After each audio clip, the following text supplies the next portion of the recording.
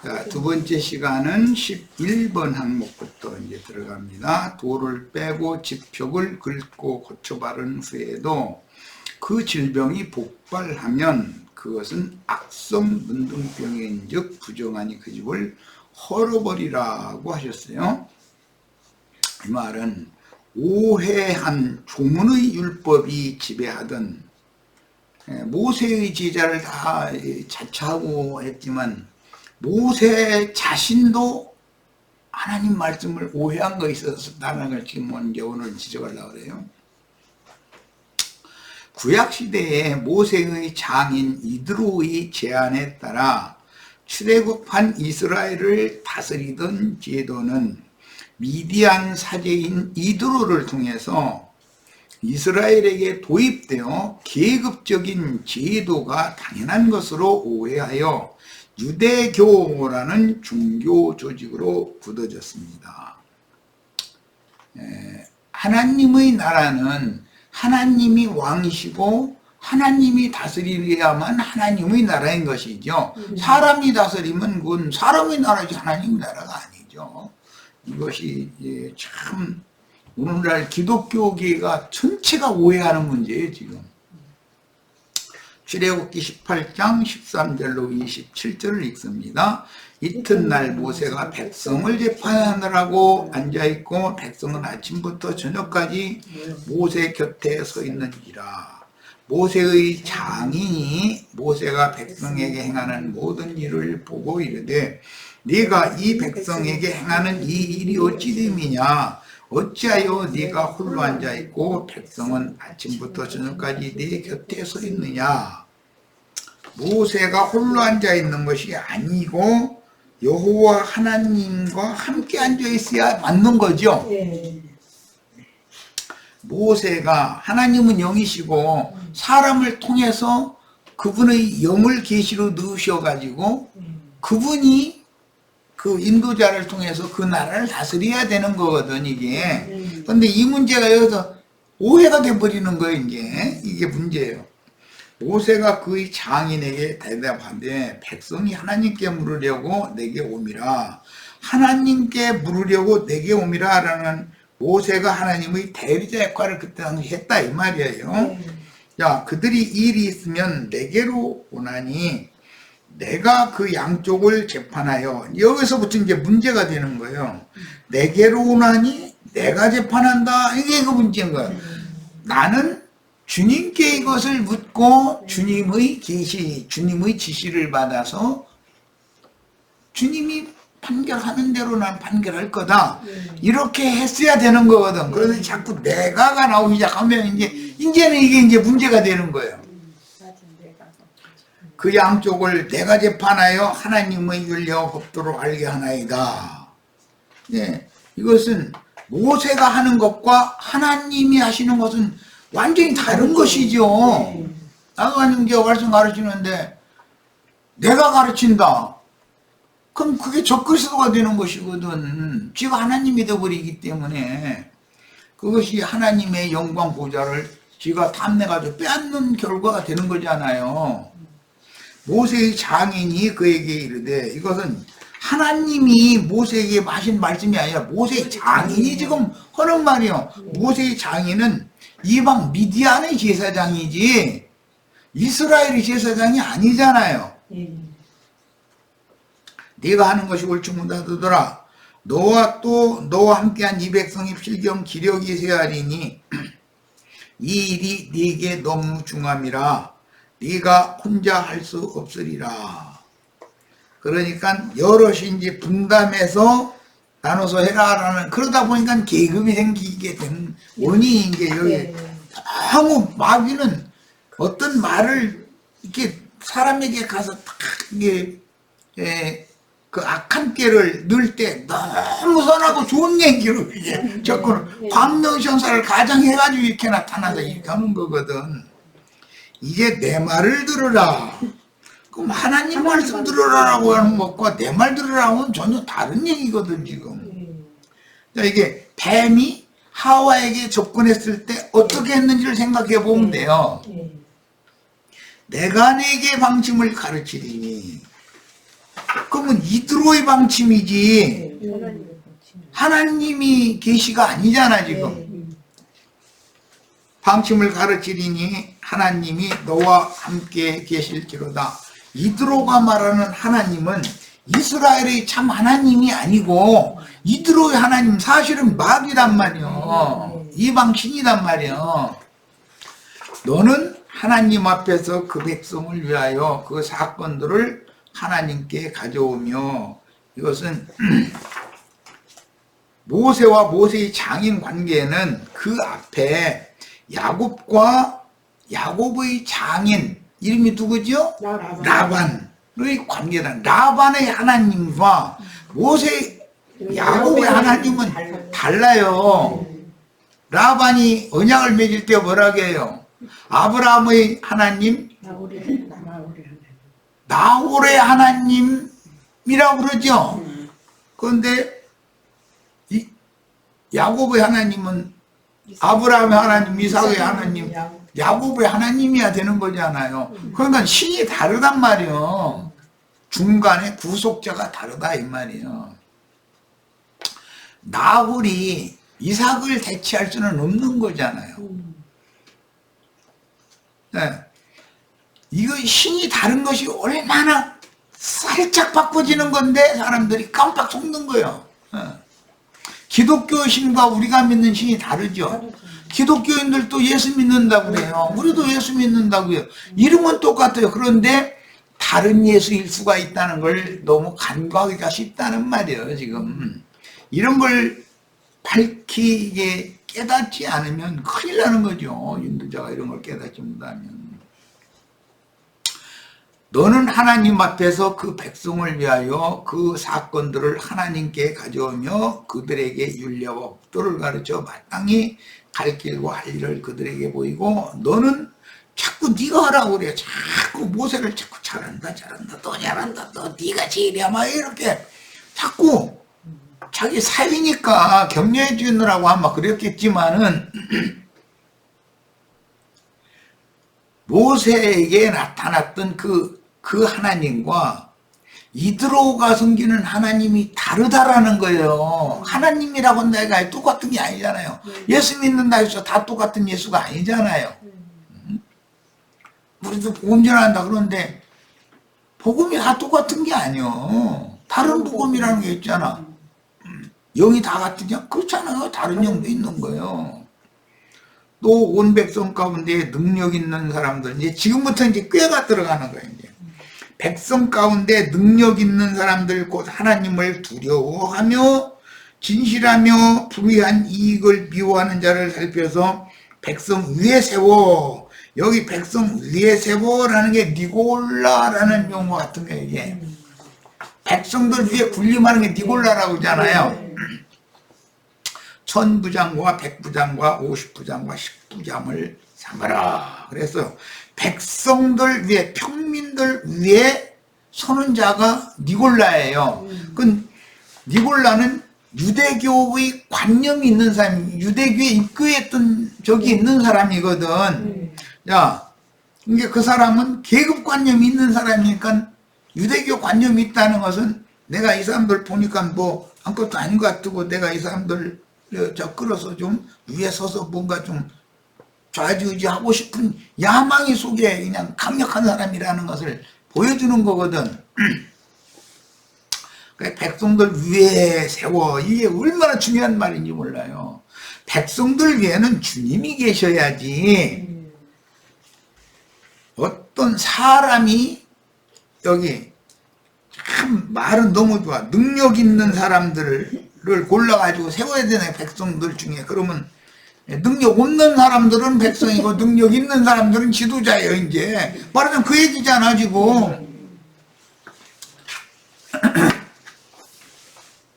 하나님의 질서와 이 이방인들이 실행하는 니골라당의 이 질서는 어떻게 다른지를 내가 보여줄게요.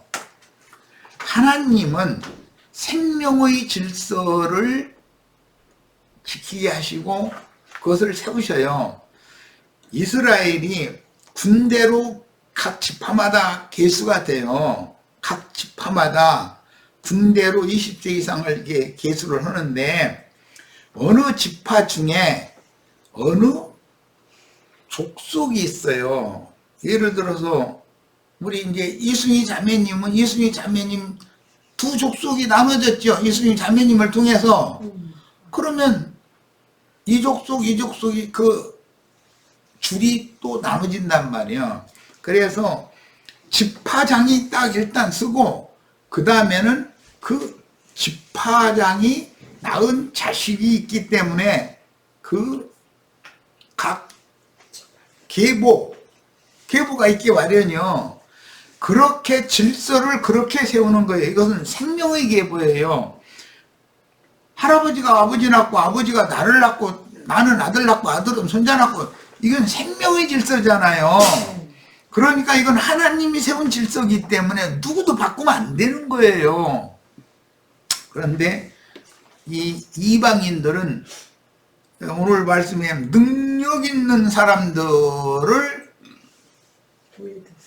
체계적인 직위를 맡겨가지고 높은 자리, 그 다음 자리, 그 다음 자리 이렇게 한다 이거예요. 하나님은 할아버지, 아버지, 나, 아들, 손자 이렇게 질서를 세워요. 그건 생명의 계보잖아. 이런 것을 너무 간과한단 말이야. 하나님은 생명을 주시고 생명의 세계를 실현하려는 거예요. 교회를 세우는 것도 생명의 건축으로 교회를 세우는 것이지 무슨 조직 체계를 세우는 것과는 전혀 다른 얘기다. 능력 있는 사람들은 높은 자리에 올라가고, 그러면 능력 없는 사람들은 맨 아래. 그렇지. 이승희 자매는 저 밑에 마지막에 써야 되고, 능력 있는 사람은 위에 써야 되고, 이거는 세상에서나 통용되는 마귀의 질서 체계인 것이지 하나님의 질서 체계가 아니다. 하나님은 생명의 세계다. 하나님의 나라는 생명의 나라예요. 할아버지, 아버지, 나, 아들, 손자, 증손, 고손, 현고손, 이렇게 질서가 이렇게 세워지는 거예요. 이 말을 이해를 잘 하셔야 돼요. 교회 안에서 그러면은 질서를 어떻게 세울 거냐? 하나님께서 생명의 분량과 하나님과 친밀한 관계를 통해서 계시를 많이 받은 사람이 제일 생명의 수가 높은 사람이에요. 그 사람 밑에 그 사람의 가르침을 받아들인 사람들이 영적으로 이것을 계보가 이어져 나가야 맞는 것이지, 육신적으로 세상적인 능력이 있는 사람들이 왜 있고 세상적인 능력이 없는 사람들은 맨 밑말에 있고, 이런 것은 세상 나라의 질서 체계인 것이지 하나님 나라의 질서 체계가 아니다 이 말이에요. 이것을 기독교계는 이 생명이라는 말 자체도 못 알아들어. 이 사람들은 생명이신 그리스도가 맨 으뜸이고, 그 그리스도께서 생명을 부여받은 제자들이 그 다음, 그 제자들이 전도를 해서 또 사역자들로 세운 사람들이 그 다음, 이게 질서체계는 이렇게 가는 거예요. 영은 영을 낳는 것이지, 영의 세계에다가 육신적인 능력 있는 사람이니까 너는 윗자리, 너는 육신적으로 볼 때 능력이 없는 사람이니까 저 아랫자리, 이게 말이 되냔 말이야. 이 말을, 지금 내가 하는 말을 잘 들으셔야 돼. 그래서 그들을, 능력 있는 사람들을 백성 위에다가 세워서 천부장, 백부장, 50부장, 10부장을 삼아라 이렇게 해놨어요. 거기다 대면 이제 패장까지 나가. 야, 이거는 로마의 군사대국이었던 로마의 군대 체제가 천부장, 백부장, 50부장, 10부장, 패장, 이게 세상 나라의 군대 체제예요. 이것을 이스라엘 나라에다가 딱 들여왔다 이거예요. 이스라엘 나라는 군대의 수를 계수할 때 지파장이 맨 머리고, 각 지파에, 그 다음에 각 족속대로, 그 지파에 속한 족속대로 열이 자꾸 이렇게 퍼져나간단 말이에요. 그렇게 개수가 되는 거단 말이에요. 이 문제를 잘 이해를 하셔야 돼.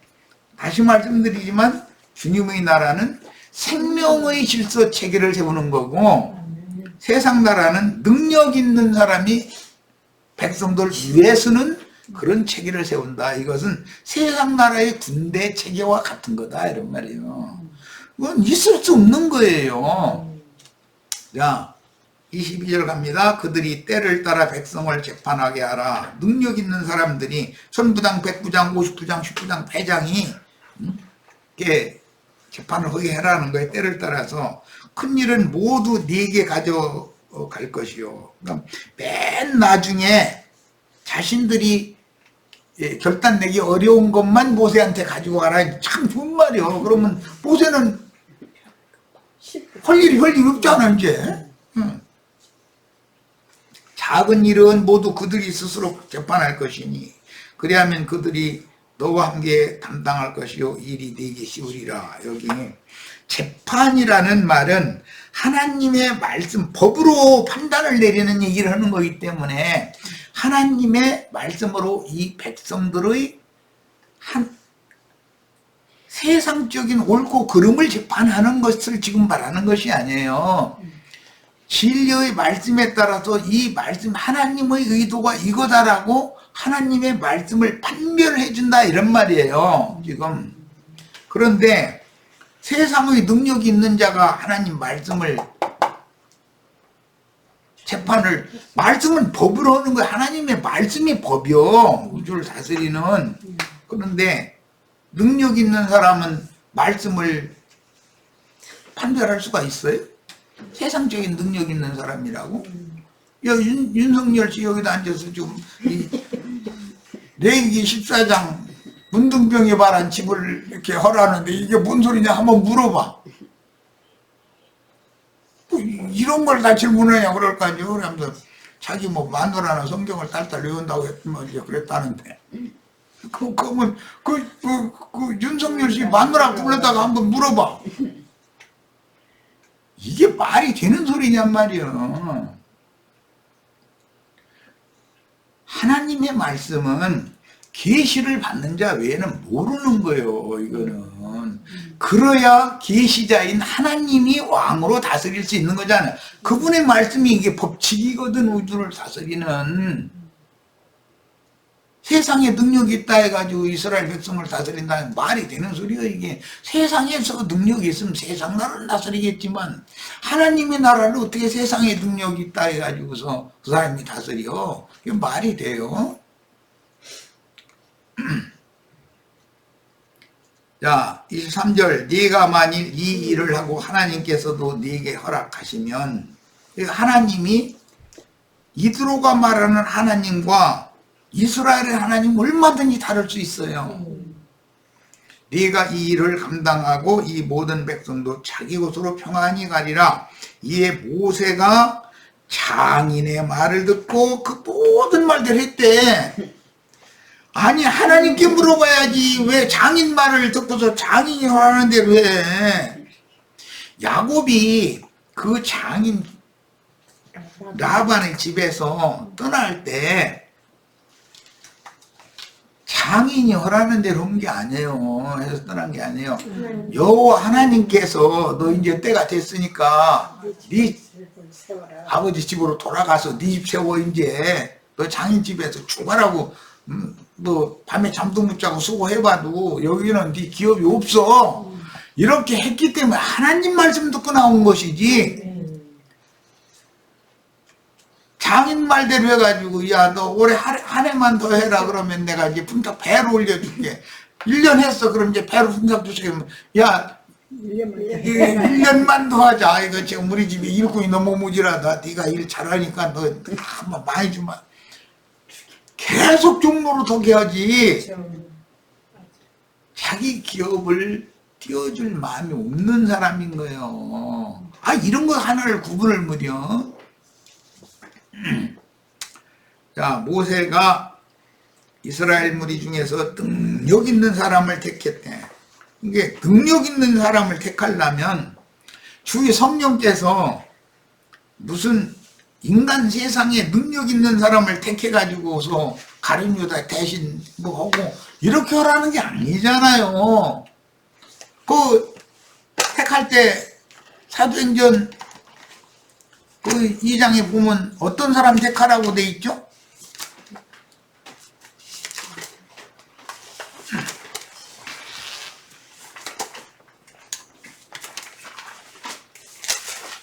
능력 있는 사람 택하라고 한 것이 아니요.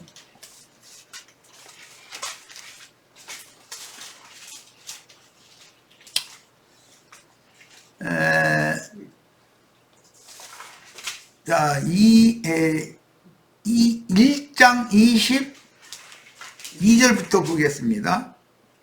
곧 요한이 침례를 주던 때부터 시작하여 예수님께서 우리를 떠나시어 하늘로 올려주시던 날까지 우리와 항상 함께 다니던 사람 중의 하나가, 이게 중요한 거예요. 우리와 함께 예수님의 부활의 증인이 되어야 합니다. 그러자 그들이 두 사람을 추천하였는데 한 사람은 바사바라고도 하고 유스도라고는 별명을 가진 요셉이었으며 또 한 사람은 마띠아였다.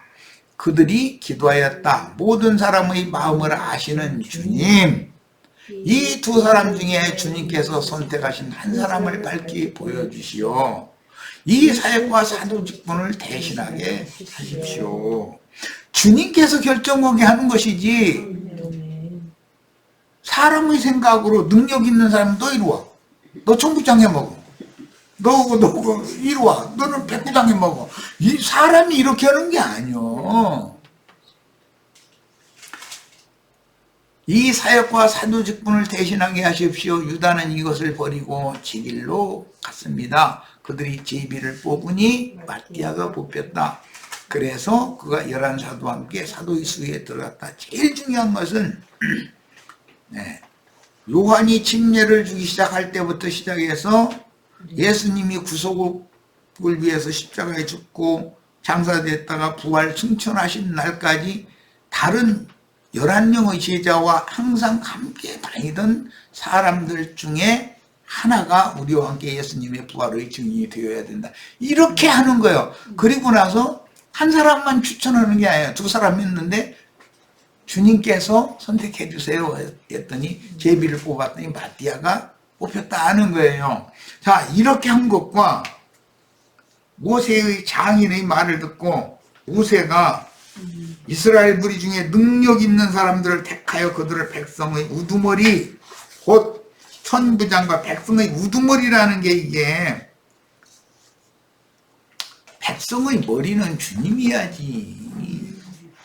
천부장, 백부장, 50부장, 10부장을 삼음에 그들이 때를 따라 백성을 재판하되 어려운 일은 모세에게 가져오고 모든 작은 일은 스스로 재판을 했다. 이렇게 해놨어요. 야, 이게 보통 문제가 아니야. 그냥 우리가 이거 거듭나기 전에 사람들이 이거 읽으면 야, 참 좋은 방법인데 이거. 이렇게 받아들여질 거예요. 그런데 나는 마귀는 이런 방식으로 교회에 들어온다. 뱀이 에덴 동산에 들어와서 아담을 넘어뜨릴 때 이렇게 했다는 거예요. 광명의 천사를 가장해가지고 너무나 선하고 옳은 말을 가지고 하는 거예요.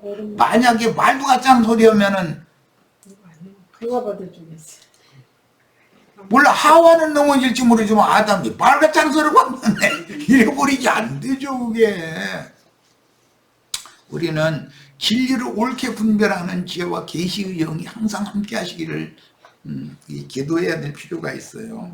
자, 이제 동일한 말씀이 이제 신명기에서 후세대에게 모세가 이 말씀을 하는 중이에요. 후세대에게 그때 내가 너희에게 말하여 이르기를 나는 홀로 너희의 짐을 질 수 없도다. 아니 왜 지가 홀로 지느라고 그래. 주님께 맡겨야지. 모세도 시간이 지나면서 이런 사상이 굳어졌다. 이게 자기 장인이 가르쳐 준 것이 더 옳다고 믿었기 때문에, 좋다고 믿었기 때문에 하나님은 생명의 질서를 세운다는 것에 대한 의식이 없었던 거예요. 너희 하나님 여호와께서 너희를 번성하게 하셨으므로 너희가 오늘 하늘의 별같이 많거니와 아무리 많아도 각 지파별로 각 족속별로 계수를 하고 군대를 그렇게 계수하는 거예요. 그러는 것이지 세상적인 능력 있는 사람 윗자리에 뭐 너 총부장에 먹어, 넌 백부장에 먹어, 넌 50부장에 먹어, 이렇게 사람이 임명하는 것이 아니에요. 너희 조상의 하나님 여호와께서 너희를 현재보다 1000배나 많게 하시며 너희에 허락하신 것과 같이 너희에게 복 주시기를 원하노라. 참 모세 참 말 잘려. 얼마나 말을 여기 보면 유창하게 잘했는지 몰라. 그런즉 나 홀로 어찌 너희 괴로운 일과 너희 힘겨운 일과 너희 다투는 일을 담당할 수 있으랴. 언제 저 혼자 하나님 언제 모세 보고 네가 혼자 담당하라고 그랬어? 모든 문제는 다 나한테 가지고 와라. 내가 모든 거 결정해 줘서 계시를 할 거니까 내가 하라는 대로 해라 이거지. 너희 각 지파에서 지혜와 지식이 있는 인정받는 자들을 택하라. 내가 그들을 세워 너희 수령을 삼으리라. 여기 보면 내가가 이제 계속이에요. 내가 모세가 죽을 말년에는 이렇게 됐기 때문에 가나안 땅에 못 들어간 거예요. 이 상태니까. 내가 그들을 세워 너희 수령을 삼으리라. 하나님이 세워도, 만약에 세워도 하나님이 결정하셔야 되잖아요. 한즉 너희가 내게 대답하여 이르기를 당신이 말씀대로 하는 것이 좋다. 또 백성들도 옳소하고 박수 쳐줬다는 거야. 이게 뱀에게 하와가 미혹당할 때 딱 이 시기거든. 여자가 또 자기 사랑하는 아내가 먹으라고 주니까 아담은 뭐 그냥 그도 먹은지라 이렇게만 돼 있어서 뭐 어떻게 뭐 따졌다더니 뭐 이런 말도 없어. 믿고 먹었겠죠. 그래서 교회를 인도하는 형제는 이게 얼마나 중요한지를 알아야 돼. 가정사는 아내가 다 알아서 뭐 아내가 하는 일이니까 남편이 그 가정사는 잘 아내만큼 못해요. 알도 못하면서 아는 척하면 안 되지. 맡기고 교회의 일이니까 공적인 일이잖아요. 교회 일은 절대로 여자가 나서서 이러쿵저러쿵 결정하게 하면 안 되는 거예요. 주님 앞에 기도해보고 주님께서 지시하시는 대로 결정을 해야 되는 거지. 반드시 말씀에 근거해서 해야 되니까. 내가 너희 지파의 수령으로 지혜가 있고, 여기도 내가 그랬대. 내가 지금 모세가 원래 모세는 이런 사람이 아니었어요. 그런데 40년이 지나서 굳어지고 나니까 계속 내가요. 내가 나는 막 이러는 거예요. 지혜 있고 인정받는 자들을 위하여 너희 수령을 누가 삼냐면 내가 삼았다는 거예요. 하나님 나라를 다스릴 사람들을 하나님이 수령을 삼든지 졸병을 삼든지 해야지. 모세가 하면 돼요? 곧 각 지파를 따라, 지파에는 조부가 있고 부친이 있고 내가 있고 아들이 있고 손자가 있고 증손이 있고 계보가 있어요. 생명의 계대가 있는 거예요. 이렇게 해야 되는 것이 지파를 따라서 1000부장과 100부장과 50부장과 10부장과 조장을 내가 너희 지파의 수령사를 하고 너희 지파 중에서 지혜 있는 사람, 인정받는 사람, 유능한 사람 뽑아가지고 자기가 임명을 했다는 거잖아요. 이것이 유대교의 종교조직이 된 원인이다 이거예요. 이것을 유대교인들은 유대교 그 종교체제는 너무 당연한 걸 받아들이는 거예요. 이것이 저주받은 유대교 체제에서만 끝나는 게 아니고 오늘날 기독교계로 그대로 유전이 됐다 이거예요. 이게 문제예요 이제. 그 순복음교회가 조장 세워가지고. 그러지요. 전 세계적으로 다 그거예요.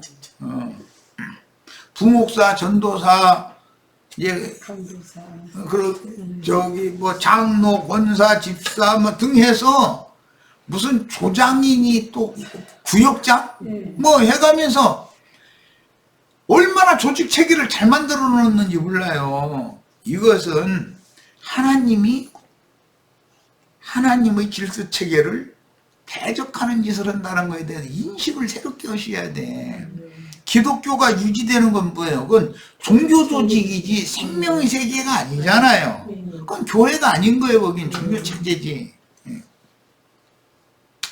자, 그 다음에 이제 17절 재판 하나님께 속한 것인즉 너희는 재판할 때 외모를 보지 말고 귀천을 차별 없이 듣고 사람의 낯을 두려워하지 말 것이며 참 아주 이건 하나님이 지시한 말씀이에요. 이게 스스로 결단하기 어려운 일이 있거든 내게로 돌려라. 내가 들으리라. 내가 너의 행할 일을 그때 너에게 다 명하여. 계속 내가요. 내가 하나님께서 이렇게 말씀하신다. 이스라엘아 들으라 주 여호와의 말씀에 이렇게 말씀하신다. 이래야 맞는 거죠. 자, 이 말과 내가 하는 말은 같은 것 같지만 그렇지 않아요. 사람이 변질되면 자신도 모르게 이렇게 된다는 거예요. 모세가 나 오늘 좀 타락할 거니까 타락한 말 할 거야 하고서 이 말한 게 아니에요. 이 단락을 읽으면서 모세가 자신을 주어로 말하는 용어인 내가, 나라는 용어를 이것은 이사야 14장에 보면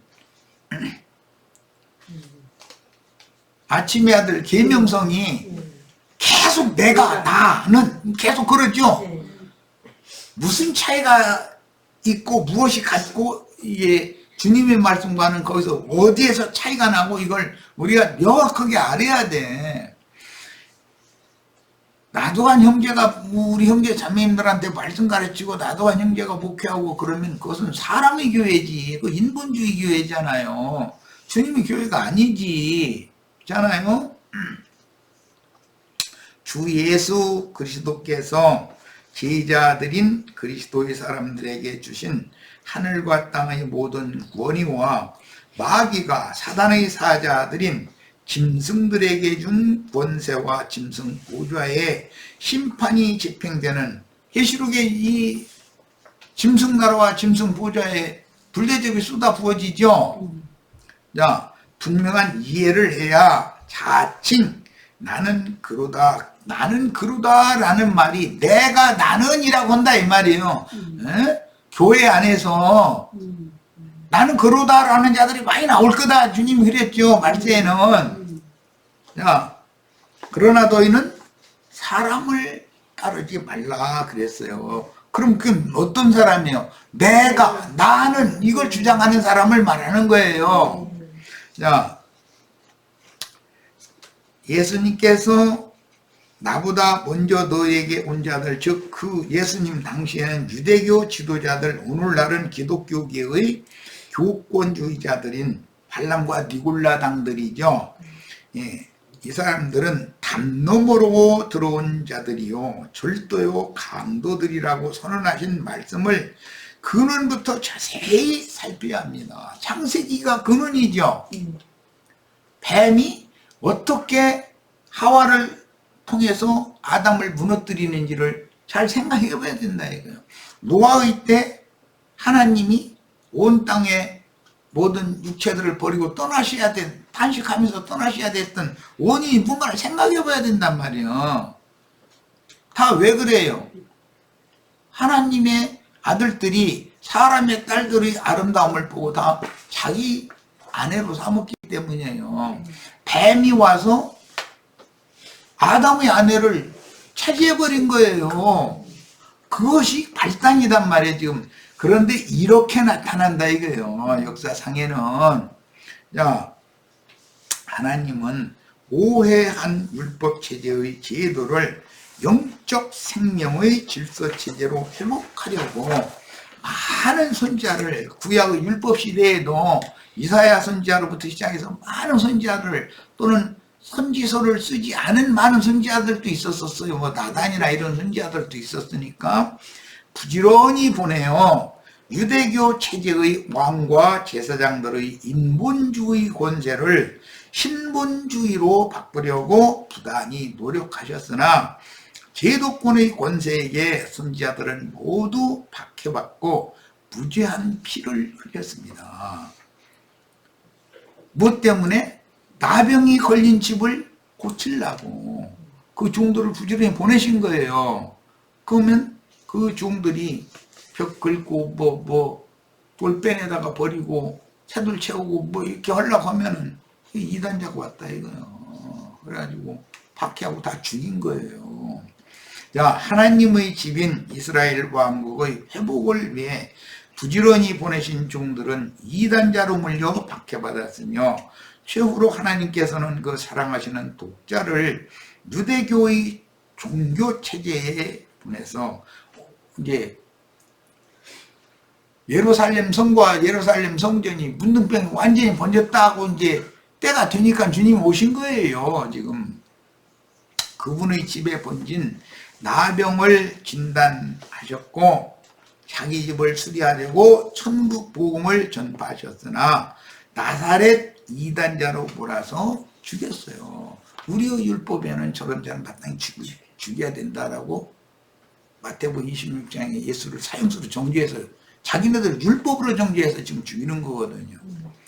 야, 인본주의 종교조직 체제인 유대교 조직을 신본주의 바른신앙 체제로 개혁하려 하셨으나 예수님마저 죽여서 피의 양을 채움으로 율법과 선지자의 때였던 한 시대를 마감하고 은혜의 새 시대를 시작하여 이방인들도 값없는 은혜로 구원을 얻고 교회에 들어와 천국 복음을 누리게 되었어요.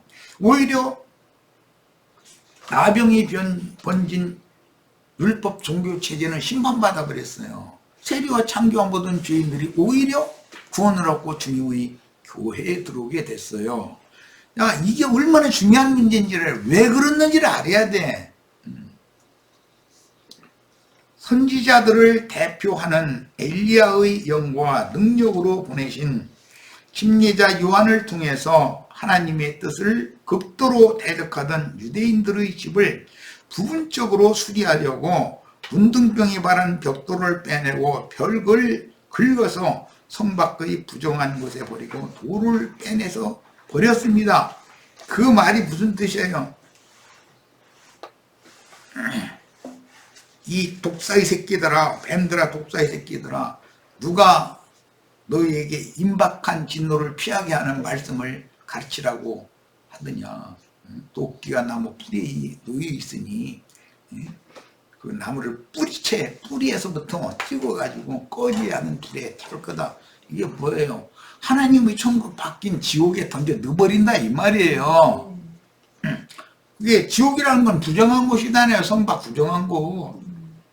그러나 그 후에도 여전히 문둥병이 폭발하니 이는 악성 문둥병이라 최후로 유일하신 구원자요 중재자로 오신 주 예수를 통해서 유대교 체제에서는 저주가 선언되고 그 성과 성전이 주님의 예언대로 역사상에 무너질 것이라는 것을 예언하셨습니다. 그게 마태복음 23장 말미에서 24장 이후에 쭉 하신 말씀이잖아요.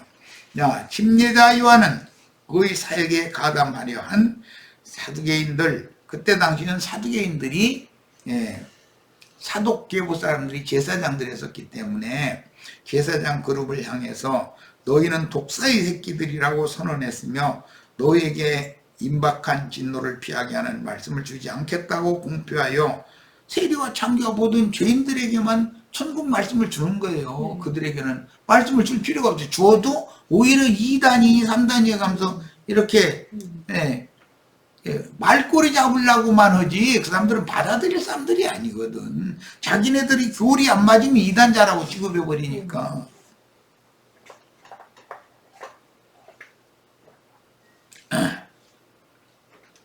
그래서 문둥병이 발한 벽돌을 빼고 부분적으로 큰 집의 벽을 긁어서 성밖 부정한 곳은 꺼지지 않는 불에 태울 것을 선언하였습니다.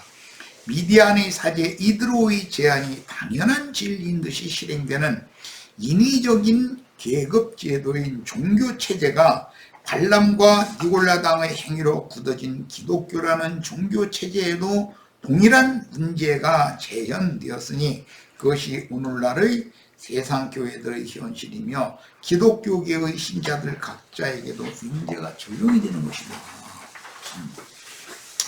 이게 거듭나지 않은 사람들은 지금 내가 말하는 이 진리가 도무지 이해가 안 돼요. 너무 당연한 거니까.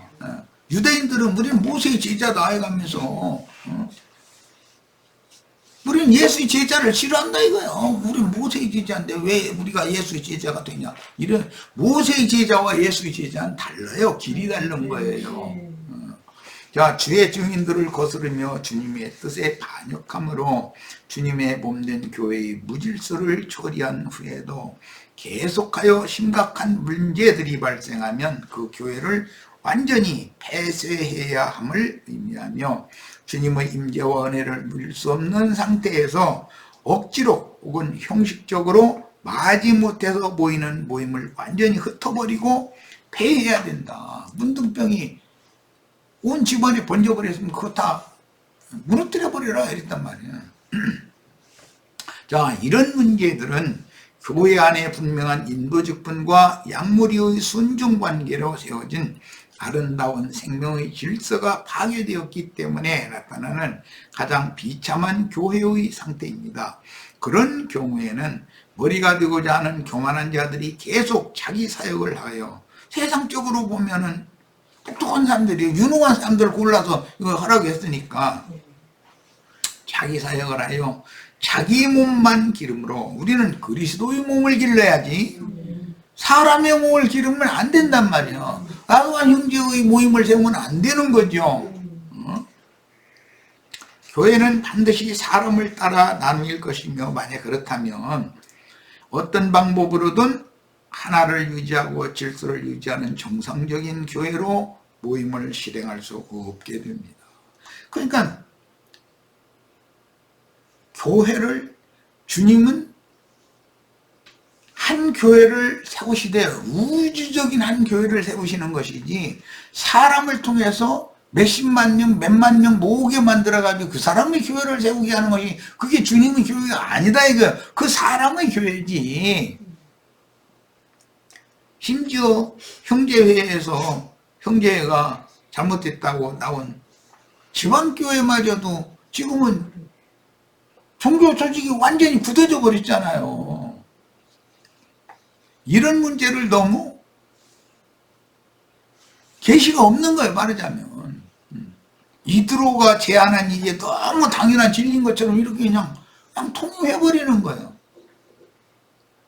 그럼 사람의 교훈이지 그게 하나님의 말씀이 아니잖아. 그래서 그런 경우는 머리가 되고자 하는 교만한 자들이 계속 자기 사역을 하여 자기 몸만 기르게 마련이다. 그러니 그 안에 있는 성도들은 빨리 도망하여 생명 안에서 질서 정연하고 올바른 교회 생활을 실행하는 무리를 찾아가야 하는데 왜냐하면 주님께서는 결국 처리되지 않는 무질서한 무리 곧 육에 속한 교만한 무리를 버리시고 물리치시기 때문입니다. 자, 12번 항목입니다. 그 집을 폐쇄한 날 동안에 그 집에 들어가는 자는 저녁까지 부정하다.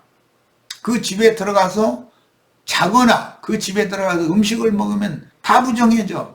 그럼 그게 그 집에 들어가서 잔다는 건 쉰다 이 말인데 음식 먹는다는 것은 설교 듣는 걸 말하는 거예요. 그럼 다 부정해지는 거예요. 그러면 주님이 무너뜨린 예루살렘 성에 도로 들어가면 돼요. 성 안에 있던 자들은 나와서 산으로 도망가야 돼요. 성으로 들어가면 안 돼. 나와서 도망가야지. 야, 기독교 계 안에 있던 신자들 이 말을 명심해 들으세요. 지금은 이제 곧 큰 성 바벨론이 무너져요. 그 안에 들어가면 되겠어요? 거기 있던 사람 도망가야지. 천사가 지시하는 산으로 도망가라고 그랬어. 그 천사가 지시하는 산은 히브리서 12장 22절로 24절에 보면 하늘의 시온산과 하늘의 예루살렘이란 말이요.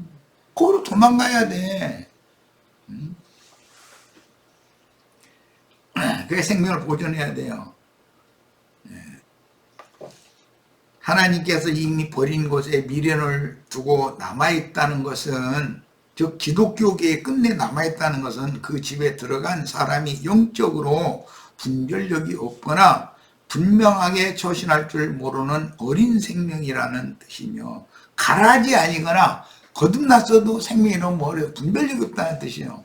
그곳에 들어가면 반드시 그 집의 부정이 오염되거나 영적 사망이 엄습하게 마련이다.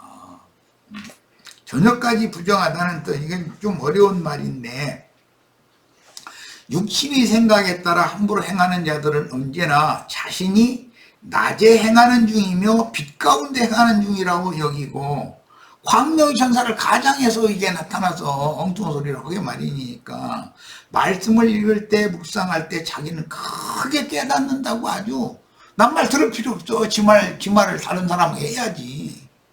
그러나 그 영적 상태는 매우 부정한 중이며 자기 교만에 도취한 상태이기 때문에 말씀을 깨달을 때 자기를 감싸고 교회 인도자를 배척하거나 교회의 앞선 자들을 미워하는 마음으로 읽고 깨닫게 마련입니다. 참빈 예수께서 함께 하시면 나지요. 그게 이제 영적인 낮인 거예요. 이제 예수 임재가 떠나면 밤이요. 이건 영적 밤인 거예요. 유대인들의 날짜 계산은 저녁부터 하루가 시작이 되는 것이, 이제 이게 여기서 저녁까지 부정하다라고 했으니까 이 말을 오해하지 않게 하기 위해서 내가 이게 지적을 하는 거예요. 유대인들이 날짜 계산은 아침부터 하는 것이 아니에요. 저녁부터 시작이 되므로 육신의 생각이 활동할 수 있는 낮 동안은, 낮에는 활동하잖아요. 부정하다 이거예요. 기독교 계 안에서 자신들은 빛 가운데서 낮에 행한다고 생각하지만 하나님이 보시기에는 그게 바로 어둠 가운데 헤매는 것이다 이런 거예요. 그러니까 자신들이 나는 낮에 있다라고 하면 그 낮 동안 그들은 부정한 자들이라는 거예요. 이 말이야 지금. 우리는 신약에서 주님의 버림을 받은 유대교로 다시 돌아간 무리를 짐짓 죄를 범한 자들이라고 표현하시면서 그들을 위해서는 다시 속죄하는 제사가 없으며 더 중한 형벌을 받게 될 것이라고 증언한 엄중한 히브리서 말씀을 볼 수가 있어요. 그러므로 하나님께서 폐하신 유대교 조직에서 일단 나온 사람이 다시 그 조직에 돌아가거나, 이건 니골라가 그랬죠. 은혜로 시작하였다가 육체로 마치는 어리석은 자들이 얼마나 중한 경고의 말씀으로 정죄받는지를 바르게 이해해야 한다. 니골라라는 사람은 유대교의 종교조직 체계, 교권이라는 것이 몸에 밴 사람이요. 이런 사람은 아무리 불러내려고 해도 안 나와요. 세상 교회에서 무슨 교단의 목사 호칭 가지고서 사람 몇십 명, 몇백 명, 몇천 명 거느리고 있는 사람 절대 안 나와요. 안 나와요. 그 자기 생업터거든. 자기 왕국이고. 13번 항목입니다. 그 집에서 자거나 먹는 자는 그 옷을 빨아야 한다. 그랬어요. 문제가 있어 하나님께서 버리신 모임 가운데에서 적극적인 봉사를 하지 않던 자라도 악한 자들의 공급을 무턱대고 받아들이지 않던 자들이라도 그 교회 모임 생활을 계속 오래 하면 자신도 모르게 그들의 행습을 따라가게 돼 있다. 1000부장, 100부장, 50부장, 10부장, 배장, 이게 아주 당연해. 아주.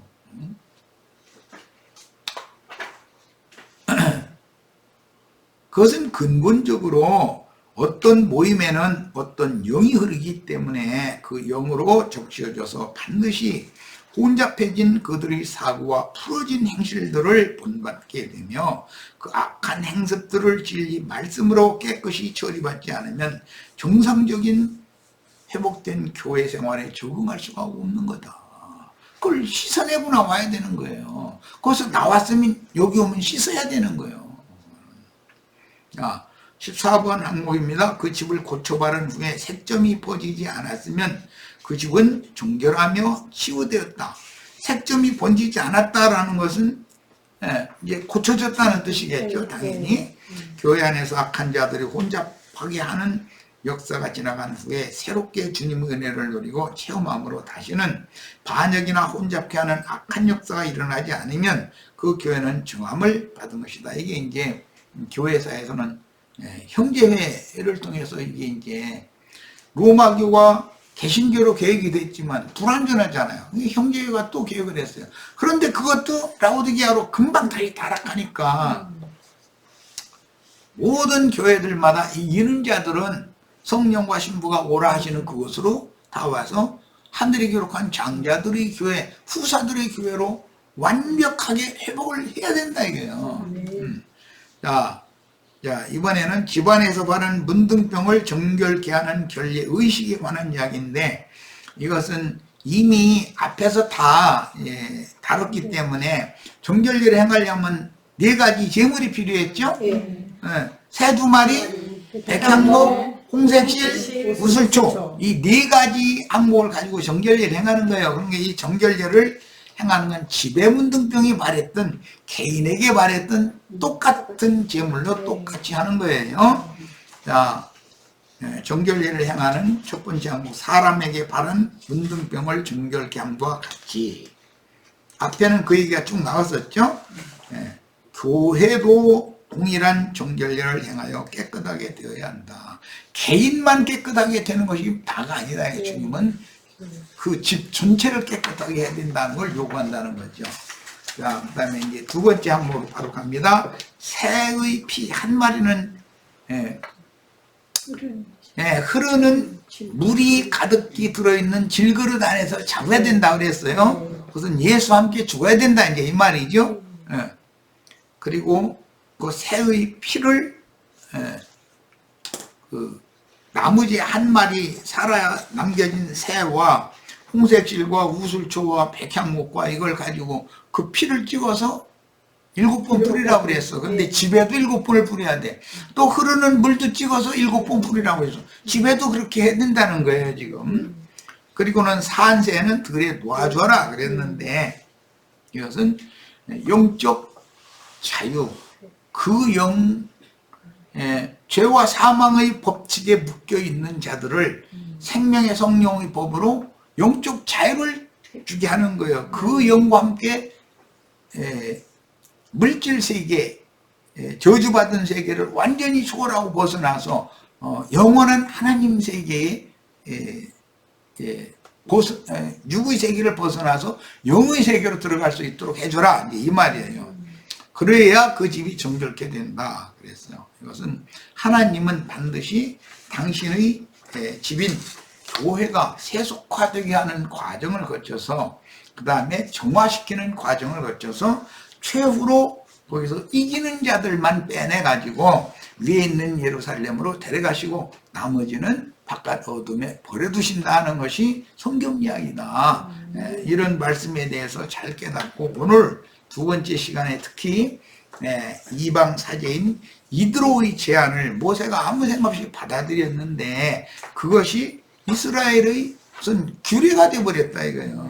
그것은 하나님은 생명의 세계를, 생명의 질서 체제를 세워서 신본주의, 하나님 자신이 다스리려는 거예요 그 나라를. 그런데 사람들을 세워서 사람에게 다스리게 만들게 하는 것이, 이게 원인이 뭔가를 오늘 이 시간에 상고했기 때문에 이 말씀을 혹시라도 듣는 세속교회 신부나 목사들은 정신 차려야 되겠고, 특히 교회 중에 있는 형제 자매님들 이런 말씀에 대해서 이상이 밝아지실 수 있기를 바랍니다. 자, 오늘 집회 모두 마칩니다.